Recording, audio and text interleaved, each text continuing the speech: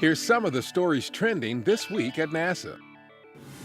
A February 18th briefing at Johnson Space Center previewed a series of U.S. spacewalks to prepare the International Space Station for new docking ports that will allow future crews launched from Florida on U.S. commercial spacecraft to dock to the station.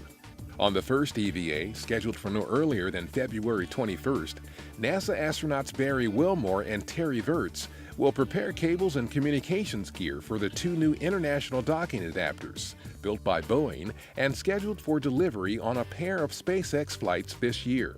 The other spacewalks are slated for February 25th and March 1st. ESA's fifth and final automated transfer vehicle, or ATV, undocked from the space station February 14th and disintegrated in Earth's atmosphere the following day while deorbiting. The European Space Agency's fleet of 5 ATVs began servicing the space station in the spring of 2008, delivering approximately 34 tons of supplies since then. The station continues to be supplied by U.S., Japanese, and Russian cargo spacecraft. Ignition. In fact, a Russian Progress supply ship launched to the International Space Station on February 17th from the Baikonur Cosmodrome in Kazakhstan, docking to the station's Zvezda service module almost 6 hours later. The Progress delivered 3 tons of food, fuel supplies, and experiment hardware to the 6 crew members aboard the orbital laboratory.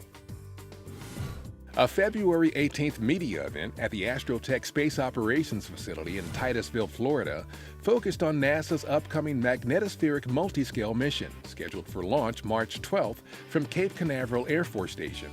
The mission will study how magnetic fields around Earth connect and disconnect, converting magnetic energy into particle energy via a mysterious process known as magnetic reconnection. It is a fundamental process that happens throughout the universe.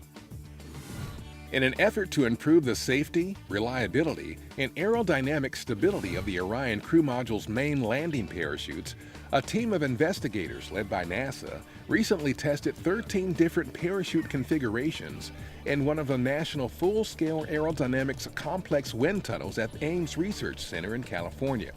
Data from the wind tunnel testing and subsequent airdrop tests will be used to help decide which parachute configuration will be used on future Orion missions that will send astronauts to deep space destinations and return them home safely. Work is underway at Conrad Shipyard LLC in Morgan City, Louisiana to retrofit NASA's Pegasus barge. The barge is being modified to ferry the massive core stage of the Space Launch System rocket, which is being constructed at the Michoud Assembly Facility in New Orleans. During the Space Shuttle era, Pegasus transported shuttle external tanks and other hardware from Michoud to the Kennedy Space Center in Florida. NASA's Office of Small Business Programs and Stennis Space Center hosted a one-day service-disabled, veteran-owned small business industry day recently at the Infinity Science Center near Stennis.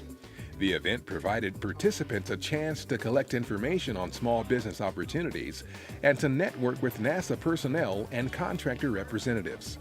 Glenn Delgado, Associate Administrator of NASA's Office of Small Business Programs, was on hand for an awards presentation. And that's what's up this week at NASA. For more on these and other stories, follow us on social media and visit www.nasa.gov/twan.